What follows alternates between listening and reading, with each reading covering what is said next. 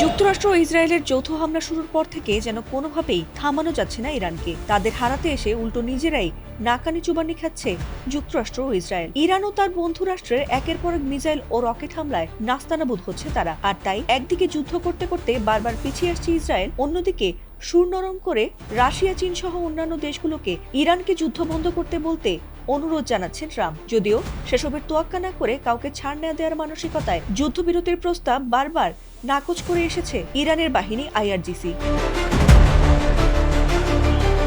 এমনকি 6 মাসেরও বেশি সময় ধরে বড় যুদ্ধ চালানোরও হুঁশিয়ারি দিয়েছিল ইরানি যোদ্ধারা। তবে যুদ্ধবন্ধের বিষয়ে ইরানকে নানাভাবে অনুরোধ জানাচ্ছে রাশিয়া। এমনকি প্রথমে ট্রাম্পের সঙ্গে ফোন আলাপের পর ইরানের প্রেসিডেন্ট মাসুদ পেজেশকিয়ানের সাথেও যুদ্ধবিরতি নিয়ে ফোনে কথা হয়েছে রাশিয়ার প্রেসিডেন্ট ভ্লাদিমির পুতিনের। তবে তাতেও ইরানের মন না গড়লে পাকিস্তান সহ আরেক দফা আলোচনা হয়। তবে এবার সবাইকে অবাক করে দিয়ে যুদ্ধবন্ধে রাজি হয়েছে ইরান।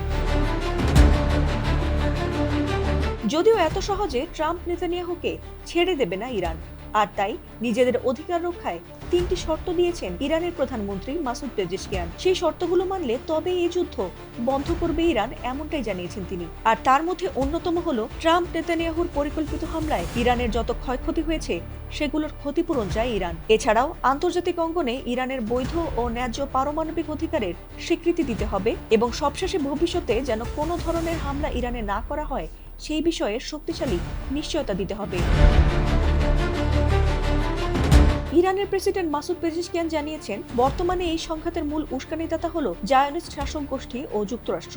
তাই যুদ্ধ থামাতে আসা রাশিয়া ও পাকিস্তানের নেতাদের সঙ্গে আলোচনায় তেহরান স্পষ্ট করে জানিয়েছে যে এসব বিষয়ে তাদের অবস্থান অনড়। এখন প্রশ্ন হলো, এসব বিষয়ে ইরানের এমন শর্ত কি মেনে নেবে ট্রাম্প নেতানিয়াহু? উত্তরটা সময় বলে দেবে। ফাতিমা সুলতানা, ATN বাংলা।